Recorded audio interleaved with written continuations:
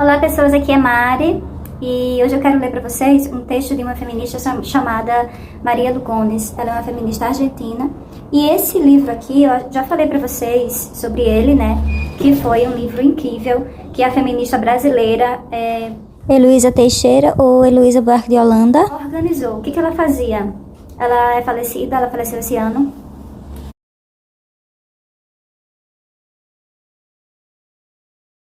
Mas aí, enfim, só para dar um apanhado desse livro aqui, que eu disse que eu ia voltar a ele sempre, né? Porque aqui tem vários textos de várias feministas, tá? Várias feministas, do Brasil ou não. Então, o nome do livro é Pensamento Feminista, Conceitos Fundamentais. Então, são vários textos de várias feministas com pensamentos variados, mas que formam o mesmo feminismo, porque feminismo é um assunto plural, tá? Então, aqui, ó, mas hoje eu vou falar sobre a Maria Lugones, sobre esse texto, na verdade, que ela produziu em 2010. E aí, o que a Heloísa Buarque de Holanda, ela reuniu vários textos de várias feministas. Então, o que é maravilhoso, porque você compra esse livro aqui e você tem vários pensamentos que fundamentam os feminismos diversos que nós temos, tá? Mas foi organizado por essa brasileira, que eu acabei de dizer, a Heloísa Buarque de Holanda. Mas esse texto que lerei agora é da Argentina, Maria Lugones, da Argentina, Maria Lugones. E o nome do texto é o seguinte: Rumo a um feminismo decolonial. Que aí eu vou ler para vocês agora. E ele está na página 357 até o 374. Escuta. Eu ponho uma leitura da relação entre colonizador e colonizado no que se refere a gênero, raça e sexualidade. Eu não queria acrescentar mais uma leitura de gênero e de raça nas já conhecidas relações coloniais. Minha intenção era fazer uma releitura da modernidade colonial capitalista.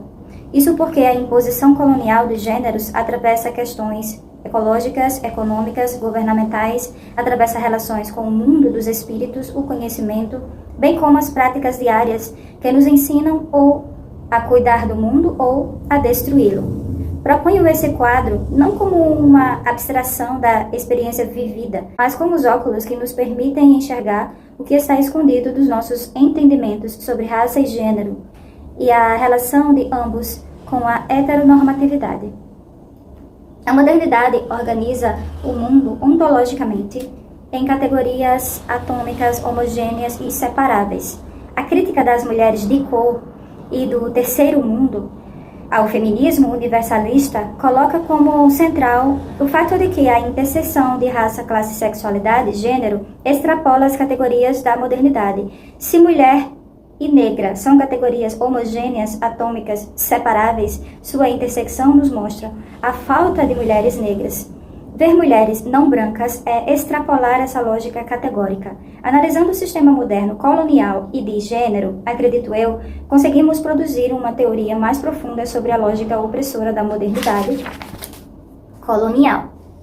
O uso de dicotomias hierárquicas e de uma lógica categorizante, quero enfatizar ainda a centralidade dessa lógica de categorias, dicotomias e hierarquias para o pensamento moderno, colonial e capitalista sobre raça, gênero e sexualidade. Dessa maneira, consigo procurar por organizações sociais que resistem à modernidade capitalista e que estão em atrito com essa lógica. Segundo Juan Ricardo Aparicio e Mario Blazer, chamo de não modernas essas formas de organização do social, do cosmológico, do econômico e do espiritual. Assim como esses autores, uso o termo não moderno, para lembrar que tais formas não são pré-modernas. O aparato da modernidade opera para reduzi-las à forma pré-modernas. Assim, conhecimentos, relações e valores não modernos e práticas ecológicas, econômicas e espirituais são formados em uma constante tensão com a lógica dicotômica, hierárquica e categorizante. A colonialidade dos gêneros. Acredito que a hierarquia dicotômica entre seres humanos e não humanos é a dicotomia central da modernidade colonial, começando com a colonização das Américas e do Caribe. Uma distinção hierárquica e dicotômica entre humanos e não humanos foi imposta sobre os colonizadores a serviço dos interesses do homem ocidental. e ela foi acompanhada por outras distinções que obedeciam à mesma lógica, como aquela entre homens e mulheres. Esse tipo de diferenciação se tornou uma marca da humanidade e da civilização. Somente homens e mulheres civilizados, não humanos, povos indígenas das Américas e escravos africanos, foram classificados como não humanos, animais incontrolavelmente sexuais e selvagens.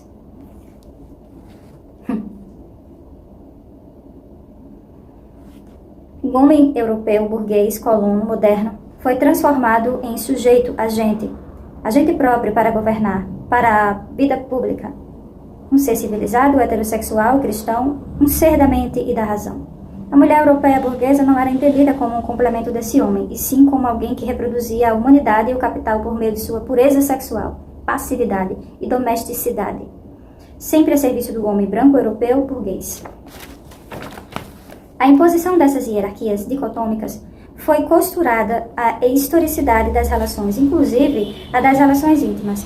Neste artigo, quero entender como podemos pensar sobre resistências íntimas e diárias à diferença colonial. Quando penso sobre intimidade, não estou falando exclusivamente ou mesmo principalmente de relações sexuais. Estou pensando em entrelaçado de vida social que acontece entre pessoas que não estão assumindo papéis representativos ou oficiais. Começo, então, com a necessidade de entender que os colonizados se tornaram sujeitos em situações coloniais na primeira modernidade, nas tensões criadas pela imposição brutal de um sistema moderno, colonial e de gênero. Sob a imposição de uma estrutura de gênero, os burgueses brancos europeus eram civilizados. Eles eram seres humanos completos. A dicotomia hierárquica, como uma marca de humanidade, também se tornou uma ferramenta normativa de condenação dos colonizados. Os comportamentos e as personalidades, almas das pessoas colonizadas eram julgadas como bestiais e, consequentemente, não atribuídas de gênero promíscuas, grotescamente sexual e pecaminosos. Apesar de, nesse momento, o entendimento sobre sexo ainda não ser dismórfico, os animais já eram diferenciados entre machos e fêmeas. O macho perfeito, a fêmea, a inversão e a deformação do macho. Hermafroditas, sodomitas, viragos e os colonizados eram todos entendidos como aberrações que distorciam a perfeição masculina. A missão civilizatória, incluindo a conversão ao cristianismo, estava presente na concepção ideológica da conquista e da colonização. Julgar os povos colonizados como deficientes do ponto de vista da civilização justificava crueldades sem tamanho. Quando pensamos no macho colonizado não humano, precisamos lembrar da perspectiva civilizatória e um entendimento normativo do homem como o ser humano por excelência. Fêmeas eram vistas de acordo com o entendimento normativo de mulher, como a inversão dos homens. Desse ponto de vista, as pessoas colonizadas se tornaram machos e fêmeas. Machos se tornaram não humanos como não homens e fêmeas colonizadas se tornaram não humanas como não mulheres. Consequentemente, as fêmeas colonizadas vidas como faltantes, porque elas não eram comparáveis aos homens, sendo transformadas em viragos. Os homens colonizados não eram entendidos como faltantes, porque não eram comparáveis às mulheres. O que é entendido como feminização do homem colonizado parece mais um gesto de humilhação, atribuindo a eles uma passividade sexual representada pela constante ameaça de estupro. Essa tensão entre hipersexualidade e passividade sexual define um dos domínios da subjetividade masculina e colonizada. É importante notar que, normalmente, quando cientistas sociais investigam sociedades colonizadas, a procura da distinção sexual e de certa construção da diferença entre os gêneros se dá na observação das tarefas executadas por cada sexo. O gênero, característica das primeiras análises feministas, estudos mais recentes têm introduzido a ideia de que os gêneros podem ser o que constrói os sexos. Mas, inicialmente, a ideia era de que o sexo produzia o gênero. Usualmente, eles se tornaram uma coisa só. Onde você vê sexo, vê gênero, e vice-versa. Porém, se eu estiver certa sobre a colonialidade dos gêneros, na distinção entre o humano e o não humano, o sexo deveria ficar sozinho. O gênero e o sexo não poderiam ser inseparavelmente ligados e racializados. O dimorfismo sexual se tornou a base do entendimento dicotômico dos gêneros, uma característica humana. É possível dizer que o sexo que estava sozinho na bestialização da colonização era, no fim das contas, atribuído ao gênero. Mas o importante para mim é destacar que o sexo foi pensado para estar sozinho na caracterização do colonizado. Esse me parece ser bom ponto de entrada para uma pesquisa que encara a colonialidade de maneira séria e que tem como objetivo estudar a historicidade e o significado da relação entre sexo e gênero. A missão civilizatória colonial foi a máscara eufemística do acesso brutal dos corpos das pessoas pela exploração inimaginável, violenta, violação sexual, controle e reprodução e um horror sistemático ao dar pessoas vivas para cachorros comerem e ao fazer bolsas e chapéus com vaginas de mulheres indígenas brutalmente assassinadas, por exemplo.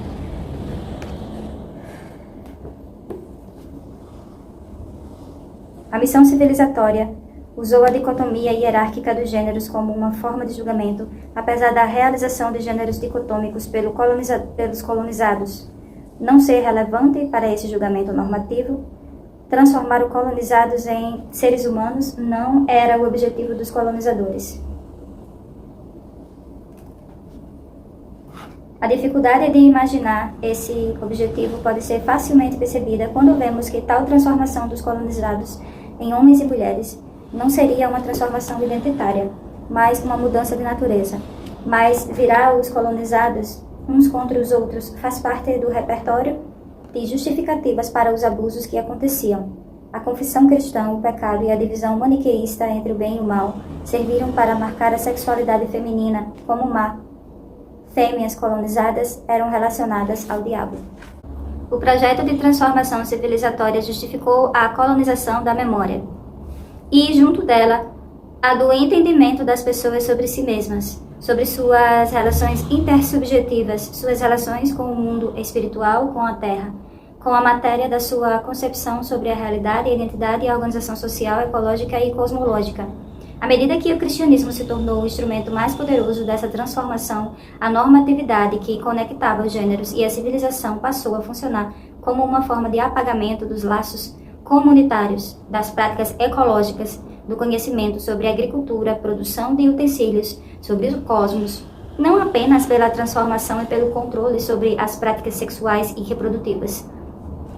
Conseguimos começar a enxergar a ligação entre a introdução colonizadora dos conceitos instrumental moderno e natureza, ideia central ao capitalismo, e a introdução também colonizadora do conceito moderno de gênero, e vê-las em suas ramificações impressionantes, macabras e pesadas. Também podemos perceber na visão que venham apresentando sobre a imposição de um sistema moderno e colonizador de gênero a prática da desumanização construtiva da colonialidade do ser. A ideia que tenho de uma colonialidade do ser que é relacionada com tais processos de desumanização vem do trabalho de Nelson Maldonado Torres.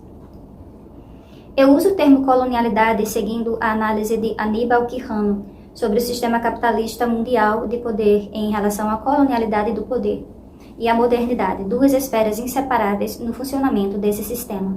A análise do autor nos fornece um entendimento histórico da inseparabilidade dos processos de racialização e exploração capitalista, constituinte do sistema capitalista do poder e ancorada na colonização das Américas.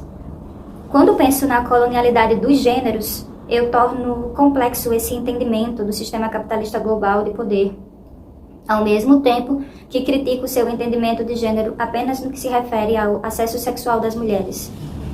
Uso o termo colonialidade para nomear não apenas uma forma de classificar pessoas através de uma colonialidade do poder e dos gêneros, mas também para pensar sobre o processo ativo de redução de pessoas, a desumanização que qualificam para a classificação o processo da subjetivação, a tentativa de transformar o colonizado em menos que humano. Aqui existe um contraste forte com o processo da conversão que constitui a missão evangelizadora cristã. Há aqui mais um ponto sobre a pesquisa dela. Teorizando resistências, decolonizando os gêneros. A consequência semântica da colonialidade dos gêneros é que a categoria mulher colonizada é vazia. Nenhuma mulher é colonizada. Nenhuma fêmea colonizada é mulher. Portanto, a resposta colonial para a pergunta de Sojourner Truth é definitivamente não. Aqui ela está fazendo mulher que fez a pergunta. E eu não sou uma mulher. Que era uma mulher racializada, uma mulher negra, ex-escravizada, inclusive, que faz a pergunta. E eu não sou uma mulher porque estava tendo uma disputa de pensamento sobre o que era ser uma mulher nesta época. E as mulheres brancas, né, se sobrepondo às mulheres negras, isso o recorte é dos Estados Unidos, né, dessa situação aqui, que eu tô dizendo. E as mulheres brancas dizendo, eu quero muito trabalhar, por que os homens não me deixam trabalhar? Então a luta das mulheres era para ter acesso ao trabalho. Só que as mulheres negras já trabalhavam, inclusive elas eram escravizadas desde criança. Já eram exploradas. E aí a grande, né, pensadora e que faz um discurso muito interessante. Eu até tenho um discurso dela aqui, num vídeo gravado, lido por uma grande atriz também, de lá, dos Estados Unidos. E aí ela faz a pergunta no final do discurso dela. E eu não sou uma mulher? Porque vocês estão falando de outros tipos de mulheres. E eu não sou uma mulher, né? Então ela está fazendo essa pergunta, ela deixa a pergunta no ar. E aí a Maria Lugones, né? Que também é daqui da América, só que da América do Sul, né?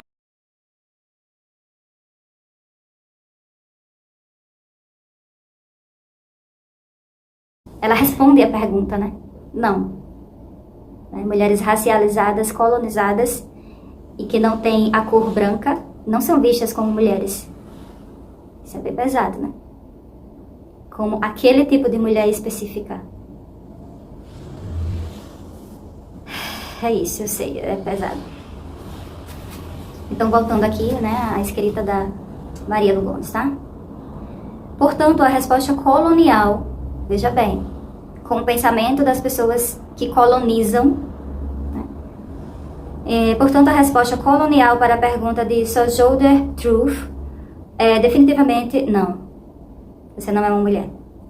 Diferentemente da colonização, a colonialidade dos gêneros ainda está conosco. Ela está na intersecção gênero, classe e raça, como um construto central do sistema mundial capitalista de poder. Pensar sobre a colonialidade dos gêneros nos permite ver os seres históricos apenas de maneira unilateral, como oprimidos. Uma vez que não existem mulheres colonizadas, sugiro que nosso foco incida sobre os seres que resistem à colonialidade dos gêneros pelas diferenças coloniais. Esses seres são, como sugeri, apenas parcialmente entendidos como oprimidos, como construídos por meio da colonialidade dos gêneros.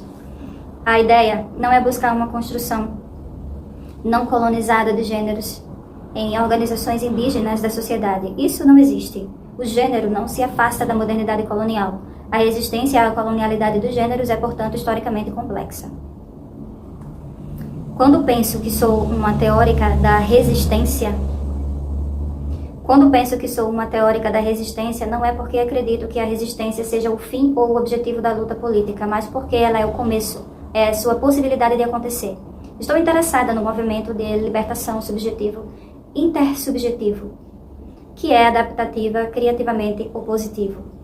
A resistência é a tensão entre a subjetivação, a formação e informação do sujeito, e a subjetividade ativa, o senso mínimo de agência necessário para que a relação oprimir, resistir, seja ativa, sem recorrer ao senso máximo da agência da subjetividade moderna. A subjetividade resistente costuma se expressar infrapoliticamente, em vez de fazê-lo em políticas estatais, o que costuma abrir espaço para contestações públicas. Legitimidade, autoridade, voz, sentido e visibilidade são negadas à subjetividade resistente. A infrapolítica marca um olhar para dentro da política da resistência rumo à libertação. Ela mostra o poder das comunidades oprimidas na construção de significados de resistência e de pessoas resistentes à constituição de significados e à organização social pelo poder. Em nossas existências colonizadas, atribuídas de gênero e oprimidas, somos também algo diferente daquilo que a hegemonia nos faz ser. Essa é uma conquista infrapolítica. se estamos terminados, completamente construídos através e por mecanismos micro e macro e pelas circulações de poder, a liberação, perde muito do seu significado ou deixa de ser um assunto intersubjetivo. A própria possibilidade de uma identidade baseada na política e o projeto de decolonialidade perdem sua base humana. À medida que passo metodologicamente dos feminismos de mulheres de cor para o feminismo decolonial, começo a pensar no feminismo a partir de sua origem e da diferença colonial, com forte ênfase no seu solo, na sua intersubjetividade historicizada e encartada. Mais do que respondendo, estou aqui formulando a questão da relação entre resistência ou a resposta resistente à colonialidade dos gêneros e decolonialidade. Ainda assim, minha intenção é entender a resistência à colonialidade dos gêneros sob a perspectiva da diferença colonial. Decolonizar os gêneros é necessariamente uma praxis. Trata-se de transformar uma criticada opressão de gênero racializada, colonial, capitalista e heterossexista em uma mudança viva da sociedade, colocar o teórico no meio das pessoas em um entendimento histórico humano, subjetivo e intersubjetivo da relação oprimir, resistência na intersecção de sistemas complexos de opressão. Em grande medida, essa praxis tem que estar de acordo com as subjetividades e intersubjetividades que constroem e são construídas pela situação e precisa incluir um aprender sobre os povos. Além disso, o feminismo não nos dá apenas uma análise sobre a opressão das mulheres. Ele vai além da opressão, fornecendo materiais que permitem que as mulheres entendam sua situação, sem sucumbir a ela. Aqui, começo a organizar uma maneira de entender a opressão das mulheres que foram subalternizadas por meio da combinação de processos de racialização, colonização, exploração capitalista e imposição da heterossexualidade. Meu objetivo é focar na esfera subjetiva e intersubjetiva para revelar que as opressões desagregadoras desmontam o salto subjetivo e intersubjetivo da agência das mulheres colonizadas. Eu chamo a análise dessa opressão racializada, capitalista e de gênero de colonialidade de gêneros. A possibilidade de superar a colonialidade de gêneros é o feminismo decolonial. A colonialidade de gêneros me permite entender a imposição opressora como uma complexa interação de sistemas econômicos, raciais e atribuídos do gênero, na qual toda pessoa no encontro colonial pode ser entendida como um ser vivo, histórico e plenamente descrito. Nessa dinâmica, quero entender as pessoas que resistem como oprimidas pela construção colonizadora do locus fraturado. Mas a colonialidade do gênero esconde quem resiste como um nativo plenamente informado de comunidades que sofrem ataques cataclísmicos. Assim, a colonialidade dos gêneros é apenas um ingrediente ativo da história das pessoas que resistem. Quando foco nas pessoas resistentes, na dinâmica da diferença colonial, quero revelar o que está escondido. Um longo processo da colonialidade começa subjetiva e intersubjetivamente em um tenso encontro de forma à normatividade capitalista moderna colonial e, ao mesmo tempo, se recusa a produzir para ela. O ponto crucial nesse encontro é que a sua construção subjetiva e intersubjetiva informa sobre a resistência aos agentes da dominação colonial. O sistema de poder global capitalista colonial moderno que Aníbal Quijano afirma começar no século XVI nas Américas e durar até hoje, não encontrou um mundo a ser formado, um mundo de mentes vazias e de animais em evolução. Na verdade, ele encontrou seres complexos, atravessados por organizações culturais, políticas, econômicas e religiosas. Seres em relação complexa com o cosmo e outros eus, com a geração, a terra, os seres vivos, os inorgânicos em produção, eus, cuja expressividade erótica, estética e linguística, cujos conhecimentos, noções sobre o espaço, esferas, práticas, instituições e formas de governo não estavam ali para serem simplesmente substituídas, e sim para serem conhecidas, entendidas e introduzidas em tensos, violentos e arriscados encontros, diálogos e negociações que nunca aconteceram. Em vez disso, o processo de colonização inventou o colonizado e ela elaborou uma tentativa de redução completa deles a algo menos que humanos, primitivos, possuídos pelo diabo, infantis, agressivamente sexuais e necessitados de transformação. O processo que quero seguir é o do oprimir resistir no locus fraturado da diferença colonial. Quero seguir sujeitos em colaborações e conflitos intersubjetivos, completamente entendidos como membros da sociedade nativa das Américas ou da África. À medida que eles recebem, respondem, resistem e se acomodam a invasores hostis que querem destruí-los de seus bens e desumanizá-los, a presença invasiva ativa certa brutalidade de maneira atraente, arrogante, não comunicativa e poderosa, deixando pouco espaço para ajustes que preservem seu próprio senso de si, em comunidade e no mundo. Mas, em vez de pensar no sucesso do sistema global capitalista colonial e na destruição que promove de povos, de conhecimentos, de relações e de economias, quero pensar nos processos de resistência continuada a ele que duram até hoje. Quero pensar ainda no colonizado não como simplesmente imaginado e construído pelo colonizador e pela colonialidade. De acordo com a imaginação colonial e as restrições da sua aventura capitalista, e assim como um ser que começa a habitar em locus fraturado, construído duplamente, que percebe o mundo duplamente, relaciona-se duplamente com os lados. Estão em tensão e o próprio conflito ativamente informa a subjetividade do eu colonizado em relações múltiplas. O sistema de gêneros é hierárquico e racialmente diferenciado. Vou ler de novo, ó. O sistema de gêneros é hierárquica e racialmente diferenciado. E a diferenciação racial nega a humanidade e, consequentemente, o gênero ao colonizado.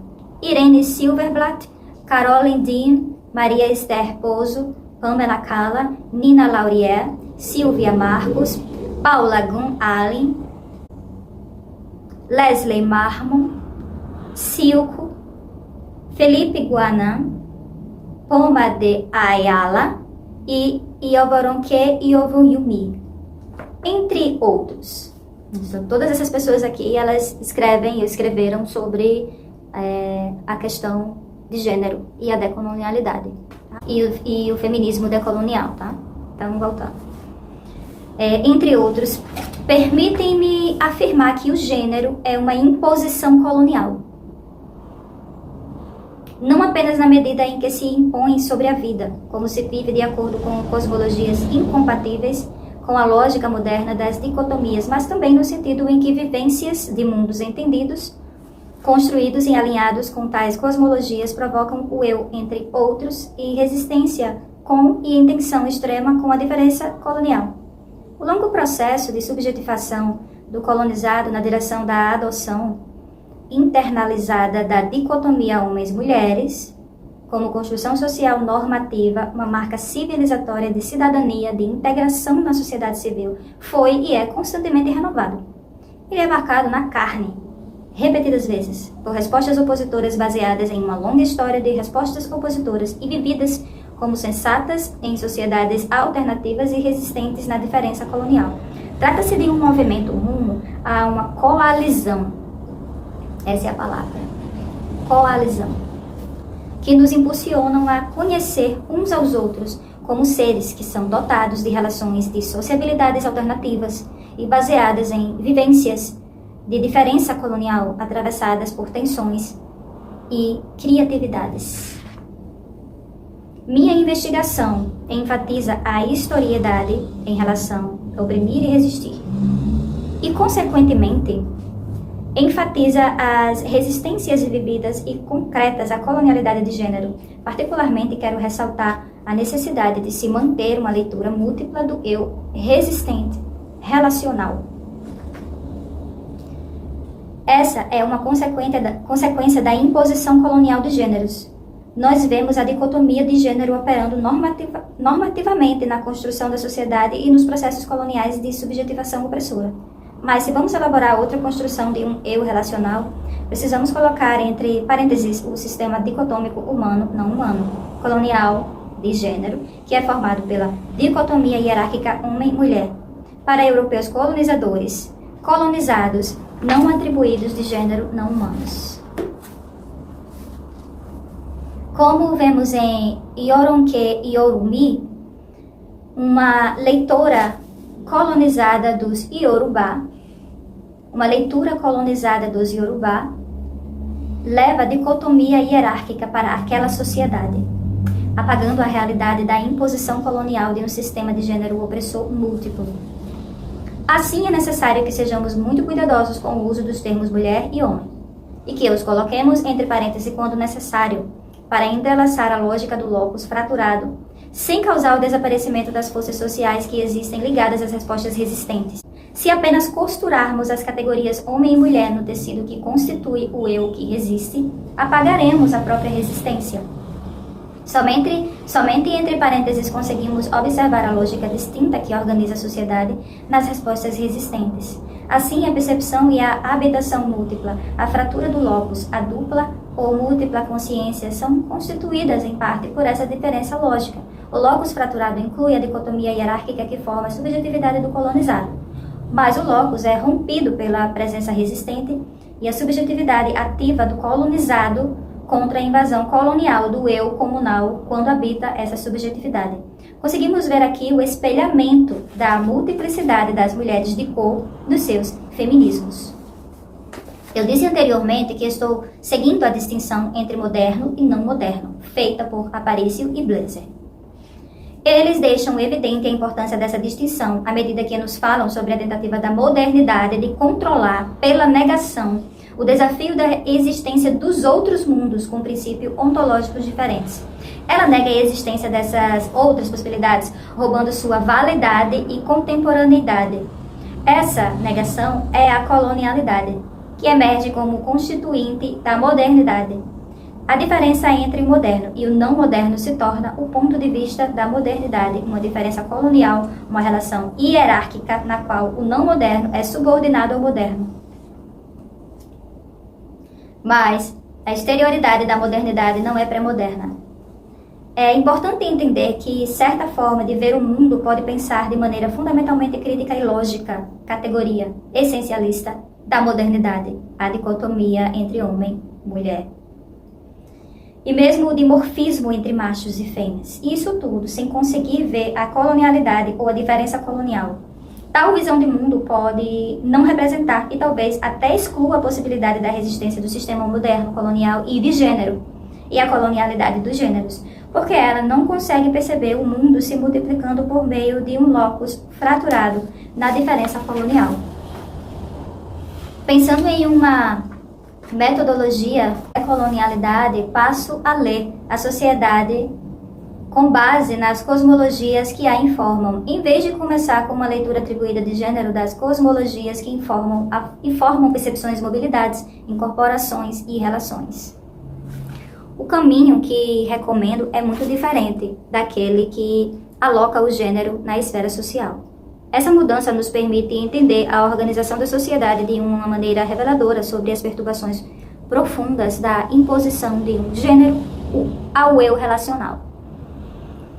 Traduzir termos como Kaskalaka, Shakavalmi e Uri para o vocabulário dos gêneros, para uma concepção dicotômica, heterossexual, racializada e hierárquica que dá sentido às diferenças de gênero, é exercitar a colonialidade da língua e, assim, a possibilidade de se articular uma resistência à colonialidade do gênero é apagada. Em uma conversa com Filomena Miranda, perguntei sobre a relação entre a palavra Ayamara, Guamatã e Ufjanã, ambas traduzidas como viver. Sua complexa resposta relacionava a palavra Utjanã a Uta, que significa viver em comunidade na terra comunal. Ela me disse que não é possível ter Kamanã sem Utajanã. Para ela, aqueles que não têm Utjanã não vaca, e muitos se tornam misti. Apesar de viver a maior parte do tempo em La Paz, longe das suas terras comunais, Filomena Miranda ainda tem Utijanã, o que agora a chama para participar do governo.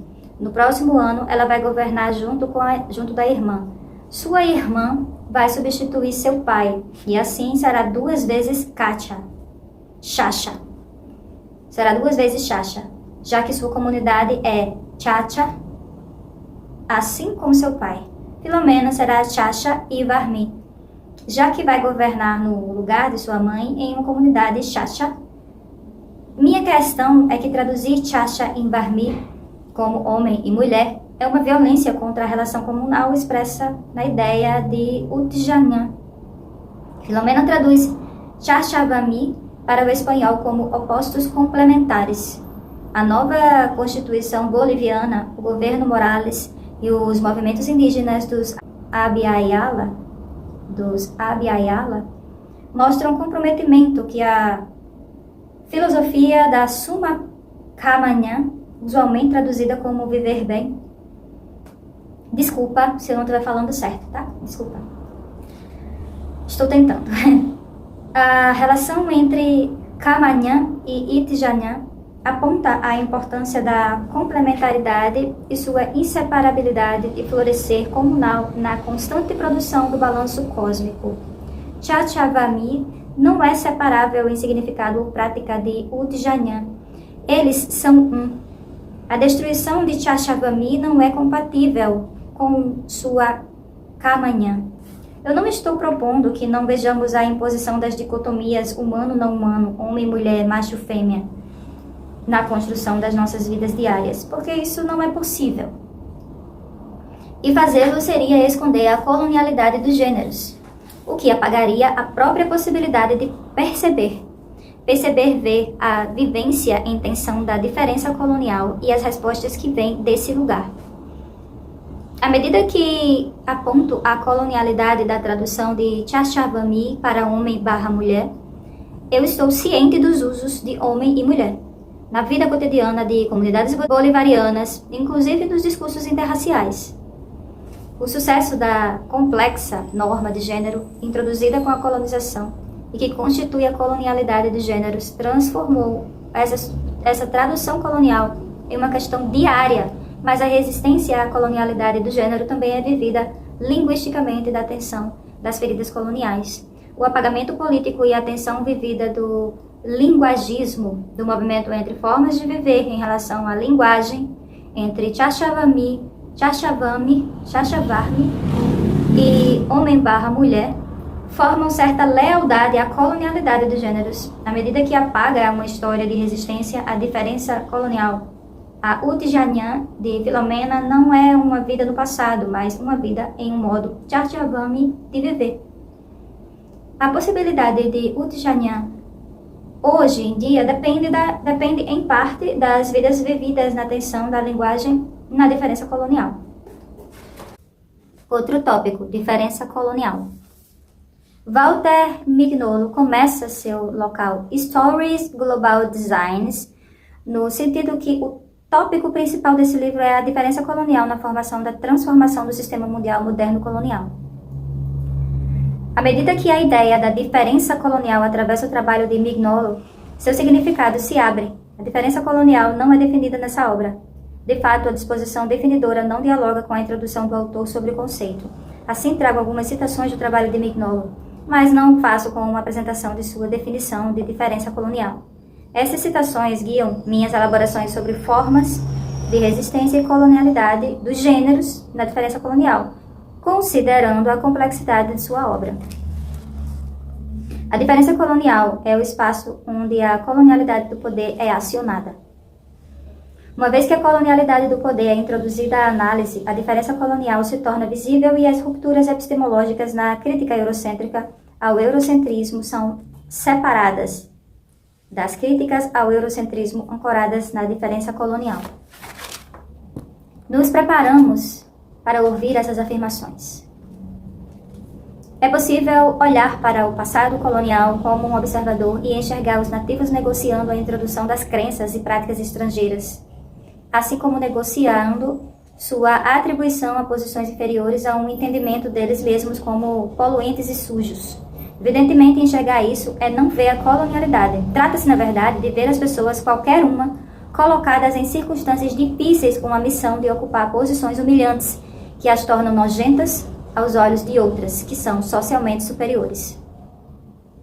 Ver a colonialidade é conseguir perceber a poderosa redução de seres humanos e animais a seres inferiores, por natureza, no entendimento esquizoide da realidade que cria as dicotomias humano/natureza, humano/não humano, e assim impõe uma ontologia e uma cosmologia que, em seu poder e constituição, desautoriza toda a humanidade, toda a possibilidade de entendimento e de comunicação humana, para desumanizar os seres. Ver a colonialidade é conseguir perceber o já que, a persona, o ser que está em um mundo de significados sem dicotomia, e também a besta, as duas partes reais, as duas competindo para sobreviver, sob a influência de diferentes poderes. Assim, ver a colonialidade é revelar a própria degradação, que nos dá duas rendições de vida e um ser tornado possível através dela. A única possibilidade de tal ser estar na sua plena habitação dessa fratura, dessa ferida em que o sentido é contraditório, e dessa contraditoriedade, novos sentidos aparecem. A diferença colonial é o espaço onde histórias locais que inventam e implementam os desígnios globais encontram histórias locais, o espaço onde tais designs precisam ser adaptados, adotados, rejeitados ou ignorados. A diferença colonial é, finalmente, a localização física e imaginária onde a colonialidade do poder está em funcionamento no confronto entre dois tipos de histórias locais, alocadas em espaços e tempos diferentes ao redor do mundo. Se a cosmologia ocidental é o ponto da referência historicamente inevitável, os múltiplos confrontos entre dois tipos de histórias locais desafiam as dicotomias cosmologia cristã e nativos americanos, cristã e ameríndias, cristã e islâmica, cristã e confucionista, entre outras.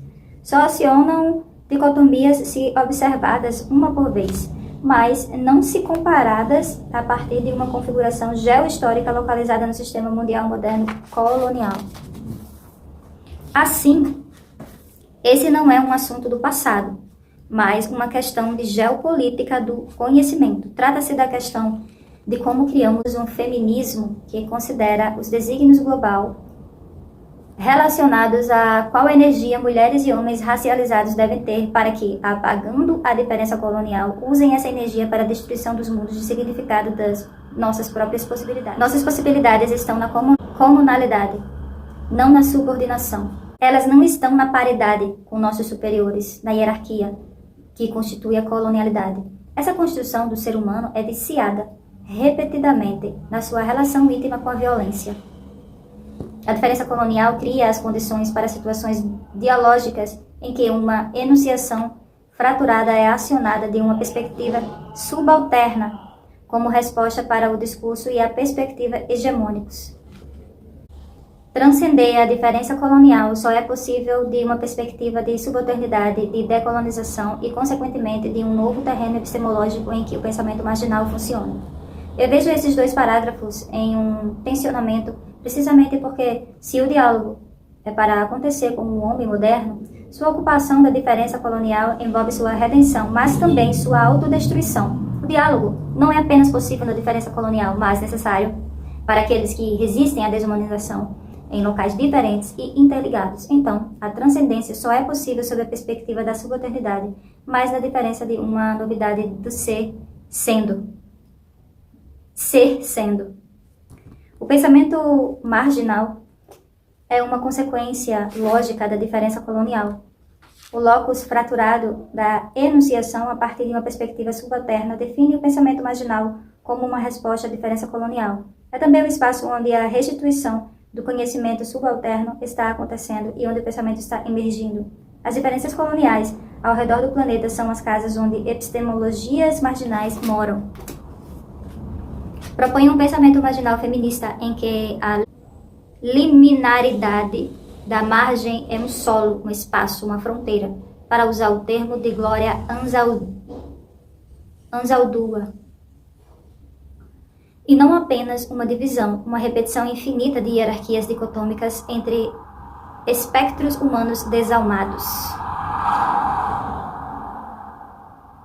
Frequentemente, na obra de Mignolo, a diferença colonial é aplicada a esferas diferentes daquela subjetividade e intersubjetividade.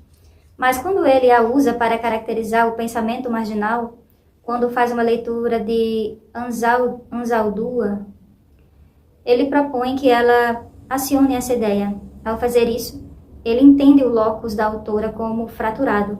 A leitura que quero fazer vê a colonialidade dos gêneros é a rejeição, a resistência e a resposta, e se adapta sempre concretamente às suas negociações. Mais um ponto do artigo. Lendo o locus fraturado. O que proponho com esse trabalho rumo a um feminismo decolonial é que enxerguemos uns aos outros como resistentes à colonialidade dos gêneros, na diferença colonial, sem necessariamente sermos íntimos do mundo nos significados onde a resistência à colonialidade surge. A tarefa da feminista decolonial começa por ver a diferença colonial, resistindo enfaticamente a seu próprio hábito epistemológico de apagá-lo. Ao vê-la, ela enxerga o mundo com novos olhos, e então deve abandonar seu encantamento com a mulher como universal, a mulher com o universal, e começar a aprender sobre outros e outras que também resistem à diferença colonial.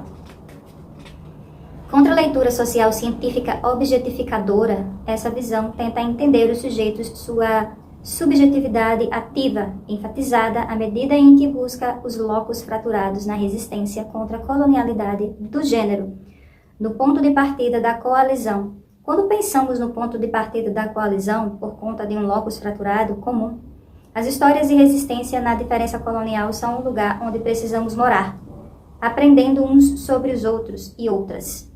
A colonialidade dos gêneros é percebida como exercícios concretos de poder intrinsecamente relacionados, alguns corpo a corpo, alguns jurídicos, alguns dentro de um cômodo, onde fêmeas bestiais, mulheres não civilizadas, são forçadas a tecer dia e noite, outros no confessionário. Uau! As diferenças na concretude e no caráter intrínseco do poder da circulação não são entendidos como níveis de generalidade, ou as subjetividades atribuídas do corpo e à esfera institucional são igualmente concretas. À medida que a colonialidade se infiltra em todos os aspectos da vida, por meio da circulação do poder, do nível do corpo, do trabalho, da lei, na imposição de impostos e no aparecimento e desapropriações de propriedades de terra, sua lógica e eficácia são enfrentadas por pessoas diferentes cujos corpos, eus relacionais e relações com o mundo espiritual não seguem a lógica do capital. Não seguem. A lógica seguida por elas não é composta pela lógica do poder. Os movimentos desses corpos e dessas relações não se repetem. Eles não se tornam estáticos e ossificados. Tudo e todos continuam a responder ao poder e respondem muitas vezes de maneira resistente. Nem sempre um desafio aberto, apesar de algumas vezes o ser e de formas que podem ou não ser benéficas para o capital, mas que são parte de sua lógica. A partir do locus fraturado, o movimento sucede na retenção de formas criativas de pensar, comportar-se e se relacionar, que são antiéticas à lógica do capital. O sujeito, as relações, as bases e as possibilidades são continuamente transformadas, encarnando uma forma deste, o locus fraturado, que constitui uma recriação criativa povoada, adaptar, rejeitar, adotar, ignorar e integrar. Nunca são apenas formas isoladas de resistência, por ser sempre performadas por um sujeito ativo complexamente construído na sua habitação de diferença colonial com um locus fraturado. Quero enxergar a multiplicidade dessa fratura, tanto a imposição da colonialidade dos gêneros quanto a resposta resistente de um subalterno senso de si, do social, do eu relacional, do cosmos, todos baseados em uma memória povoada. Sem essa multiplicidade em tensão, conseguimos ver a colonialidade dos gêneros apenas como uma conquista ou um congelamento da memória, um entendimento ossificado do eu relacional, de um senso pré-colonial da sociedade. Parte do que vejo é esse movimento tensionado, as pessoas se movendo, a tensão entre a desumanização e a paralisia da colonialidade do ser e a atividade criativa do ser sendo. Ninguém resiste à colonialidade do gênero sozinho. Somente é possível resistir a ela com o entendimento do mundo e com uma vivência que é compartilhada e consegue entender as próprias ações, garantindo certo reconhecimento. As comunidades e não os indivíduos possibilitam o fazer. As pessoas produzem junto às outras, nunca em isolamento. O boca a boca, a passagem de mão em mão das práticas vividas, dos valores, crenças, ontologias, espaços-tempos e cosmologias constituem as pessoas. A produção da vida diária no qual existimos produz nossos eus. À medida que nos provém vestimentas, comida, economia, ecologia, gestos, ritmos, habitats, noções de espaços e tempo, todos produtos significativos para nós. Mas é importante destacar que esses caminhos não são apenas diferentes. Eles afirmam um ideal de vida acima do lucro, de um comunalismo acima do individualismo, de um estar em vez de empreendimento, seres em relações em vez de separados dicotomicamente, repetidas vezes em fragmentos hierárquica e violentas ordenadas. Essas formas de ser, de dar valor e de acreditar se estabelecem como parte da resposta resistente à colonialidade. Finalmente estou interessada em uma ética da coalizão em processo em termos de um ser sendo, e um ser sendo relacional que estende e interconecta seu solo povoado. Consigo pensar no eu relacional como uma resposta à colonialidade dos gêneros, na diferença colonial a partir do locus fraturado, apoiado em uma fonte alternativa comunal no sentido que torna possível elaborar respostas. A direção da possibilidade do fortalecimento da afirmação e alternativa do eu relacional não está no repensar da relação com o opressor do ponto de vista do oprimido, e sim no aprofundamento da lógica da diferença e da multiplicidade da coalizão do ponto de vista da diferença. A ênfase está em manter a multiplicidade na ponta da redução, não na manutenção de um produto híbrido que esconde a direção colonial. Nas tensas elaborações de mais de uma lógica, que não devem ser sintetizadas, mas transcendidas. Entre as lógicas acionadas, estão várias que encontram a lógica da opressão, muitas diferenças coloniais, mas uma lógica da opressão. As respostas a partir dos locus fragmentado podem estar criativamente em coalizão. Uma forma de pensar, uma possibilidade de coalizão que leva em consideração a lógica da decolonialidade e a lógica da coalizão das feministas de cor, a consciência opositora de um erótico social que assume as diferenças que tornam a ser sendo criativo, que permitem encenações totalmente desafiadoras da lógica das dicotomias. A lógica da coalizão desafia das dicotomias. As diferenças nunca são vistas em relação às dicotomias, mas a lógica tem como oposição a lógica do poder. A multiplicidade nunca é reduzida. Considero esse um começo, mas um começo que confirma um conceito importante de Maldonado Torres e de varanda decolonial. As questões se multiplicam e as respostas são difíceis. Elas exigem que coloquemos mais uma vez certa ênfase em metodologias que funcionam em nossas vidas. A responsabilidade é o maior possível. Como aprendemos uns sobre os outros? Como fazemos isso sem machucar uns aos outros, mas com a coragem de acolher os entrelaçamentos da vida diária, que podem até revelar certas traições? Como cruzamos fronteiras sem nos tornarmos conquistadores? Com quem devemos fazer esse trabalho? A teoria aqui é imediata, prática. Minha própria vida, a maneira como gasto meu tempo, como vejo o mundo, como cultivo certos pesares, é impulsionada por uma raiva intensa e direcionada pelo amor que Lorde, Sandoval e Pérez nos mostram.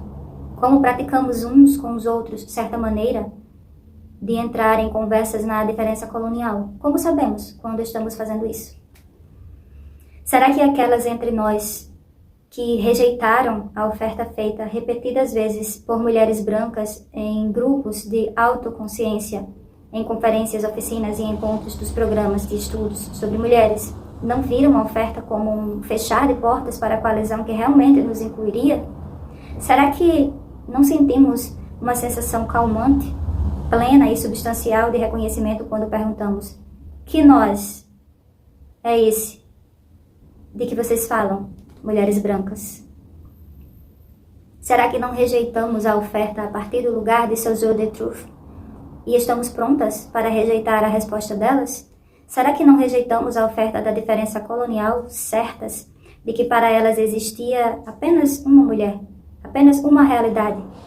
Será que já não nos conhecemos como diversas videntes da vida colonial, concentradas em uma coalizão que nem começa nem termina com uma oferta?